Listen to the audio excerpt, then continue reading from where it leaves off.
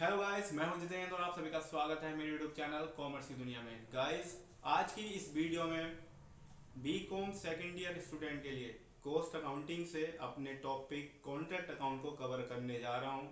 Cover up करता हूं आज का ये टॉपिक। उससे पहले आपको यही बताऊंगा कि पिछले वीडियो में हमने इस चैप्टर का कॉन्सेप्ट क्लियर करने की कोशिश की है। हमने बताया है कि कॉन्ट्रैक्ट कॉस्टिंग या फिर जॉब कॉस्टिंग किस कंडीशन में की जाती हैं। तो अगर आपने वो वीडियो नहीं देखी है तो प्लीज़ वो पहले वीडियो देखिए, उसके बाद इस टॉपिक पर आइए। ये टॉपिक आपके लिए बहुत ज़्यादा इंपॉर्टेंट है। क्यों? क्योंकि इस टॉपिक के थ्रू आप सीख जाएंगे कि किस तरह से प्रोडक्शन कंपनीज में, मैन्युफैक्चरिंग कंपनीज में कॉन्ट्रैक्ट बेस पर जब हम कोई कॉन्ट्रैक्ट लेते हैं तब वहाँ पर कैसे कॉन्ट्रैक्ट अकाउंट प्रिपेयर किए जाते हैं। तो as a contractor, if you are going to be a contractor in future, then how you will prepare contract account in this video you will understand. So guys, we are going to our topic. यहाँ पर देखते हैं, हमने बहुत ही simple language का use किया है और ये कोई बुकिश लैंग्वेज नहीं है। जो भी आपको हिंदी या फिर जिस भी माध्यम से आप पढ़ रहे हैं उसमें समझ में आता है उसी को हमने इंग्लिश में कन्वर्ट कर दिया है, यानी कि सीधी सी बात है, इंग्लिश में ट्रांसलेट किया है। कारण क्या है इंग्लिश में ही यहाँ पर सब कुछ दिखाने का? भाई ओवरऑल बात यह है कि if you are going to be an accountant of a production company और ए कॉरपोरेट एरिया, अगर आप, सिंपल सी बात है, एक अकाउंटेंट बनने के लिए सोच रहे हैं तो आपको इंटरनेशनल लैंग्वेज तो सीखनी ही पड़ेगी। And you know how much effect of this language is. English का अपने आप में एक अलग ही रुबाब है। तो चलिए शुरू करते हैं टॉपिक को। तो for every contract, contractor open A separate account in laser book. खाता बही में कॉन्ट्रैक्टर द्वारा हर कॉन्ट्रैक्ट के लिए एक नया खाता खोला जाता है जिसको कहा जाता है कॉन्ट्रैक्ट अकाउंट। ठीक, अब हर जगह का अलग अलग खाता बनाएंगे।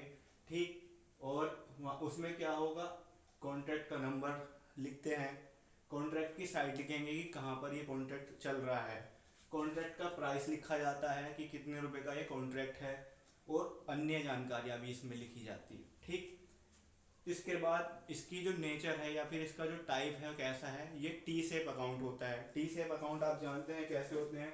जनरली एक साइड डेबिट और एक साइड इसकी क्रेडिट होती है, यानी ये डेबिट साइड की अमाउंट हो गई और ये क्रेडिट साइड की अमाउंट हो गई। ये होता है क्या, ये टी शेप अकाउंट कहलाते हैं। ठीक है, तो इसके डेबिट साइड में क्या क्या क्या चीज़ें रिकॉर्ड की जाती हैं और क्रेडिट साइड में क्या चीज़ें रिकॉर्ड की जाती हैं, वो अभी हम आपको बोर्ड पर परफॉर्मा दिखाएंगे, उसके थ्रू आपको समझाने की कोशिश करेंगे।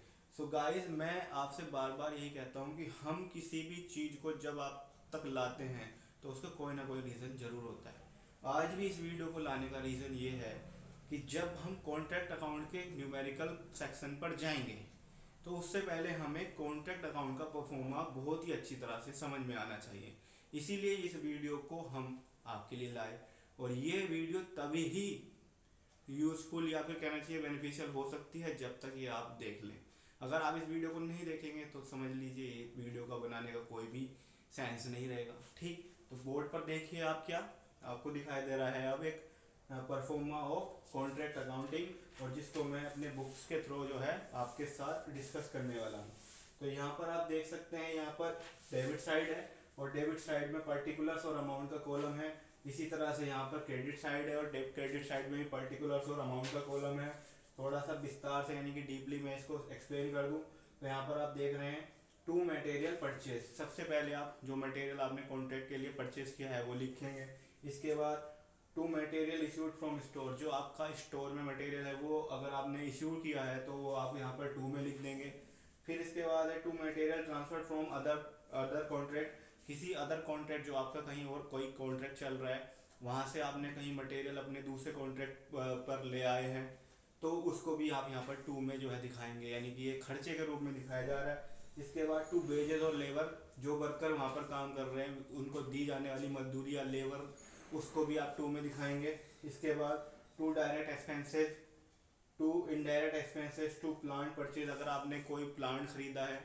ठीक, अगर आपने कोई प्लांट खरीदा है जो आपके इस कॉन्ट्रैक्ट में यूज़ हो रहा है तो उसको आप टू में दिखाएंगे। साथ ही साथ कोई सब कॉन्ट्रैक्ट है आपका, उसकी कॉस्ट भी आप यहाँ पर दिखाएंगे।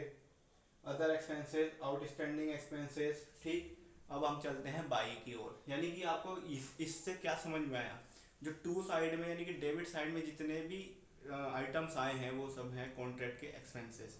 ठीक, अब आइए हम बात करते हैं क्रेडिट साइड की। तो क्रेडिट साइड में क्या लिखा है, by material return to supplier. जो माल इस कॉन्ट्रैक्ट पर बच गया है उसको हमने रिटर्न किया सप्लायर को, यानी कि जो बचा हुआ माल है वो क्लोजिंग के रूप में हम वापसी ले रहे हैं। फिर यहाँ पर by material return to store, जो माल यहाँ से बच करके हमने स्टोर में भेज दिया वो हम बाई में लिख देंगे। फिर by material transfer to other contract, अगर मान के चलिए इस कॉन्ट्रैक्ट का कोई मटेरियल आपने किसी और कॉन्ट्रैक्ट पर दे दिया है तो उसे भी आप बाई में लिखेंगे। ठीक, इसके बाद बाई प्लांट रिटर्न, जो आपने प्लांट इस कॉन्ट्रैक्ट के लिए यूज़ किया है अब उसको वापसी करने का नंबर आएगा तो वो भी बाई में लिखा जाएगा। ठीक, इस पे क्या होगा, आपको डेप्रिसिएशन चार्ज करने के बाद इसको वापस करना होगा, क्योंकि जब प्लांट वर्क में होता है तो उस पर डेप्रिसिएशन चार्ज होगा ऑब्वियस, और डेप्रिसिएशन का परसेंटेज क्वेश्चन में दिया गया होगा। इसके बाद है भाई मटेरियल और प्लांट सोल्ड, जो आपने मटेरियल या प्लांट जो है वहीं का वहीं कॉन्ट्रैक्ट में जो है बीच में ही बेच दिया होगा तो वो बाई में लिख देंगे आप। ठीक, इसके बाद by profit and loss account material lost, अगर मान लो आपको कोई मटेरियल लॉस्ट हो गया है तो वहाँ पर भी आपको प्रॉफिट एंड लॉस अकाउंट के हिसाब से दिखा देना है। इसके बाद मटेरियल इन हैंड, जो माल आपका बचा रह गया उसको आप बाई में दिखाएंगे। अगला है by plant in hand less depreciation, plant in hand जो आपके पास प्लांट बचा है उस डेप्रिसिएशन घटाने के बाद वो आप दिखाएंगे। इसके बाद है सबसे अहम बाई कॉन्ट्रैक्टीज अकाउंट, कॉन्ट्रैक्टी अकाउंट में क्या लिखेंगे आप, कॉन्ट्रैक्ट का प्राइस, यानी कि जो कॉन्ट्रैक्टी अकाउंट है जिससे आपने कॉन्ट्रैक्ट लिया है, दो बंदे होते हैं, एक होता है कॉन्ट्रैक्टी एक होता है कॉन्ट्रैक्टर। कॉन्ट्रैक्टर कौन होता है, जो ठेका लेता है, कॉन्ट्रैक्टी जो ठेका देता है। तो ये सिंपल सी कहानी है, इसको समझ लीजिए। और अब आप समझिए कि अगर क्रेडिट साइड का जो टोटल है यानी क्रेडिट साइड जो आपके पास है वो ज़्यादा है डेबिट साइड से तो आपको होगा प्रॉफिट कॉन्ट्रैक्ट पर, और अगर आपके डेबिट साइड यानी खर्चे ज़्यादा हैं और आपकी क्रेडिट साइड कम है तो आपको होगा लॉस। तो ये थी पूरी कहानी जो आपको हमने एक्सप्लेन की है। अगर आपको ये कॉन्ट्रैक्ट प्राइस का परफॉर्मा बहुत अच्छे से समझ में आया हो तो वीडियो को फटाफट लाइक कीजिए, शेयर कीजिए अपने फ्रेंड के साथ, और अगर आपने चैनल को सब्सक्राइब नहीं किया है तो चैनल को जरूर सब्सक्राइब करें। Thank you so much.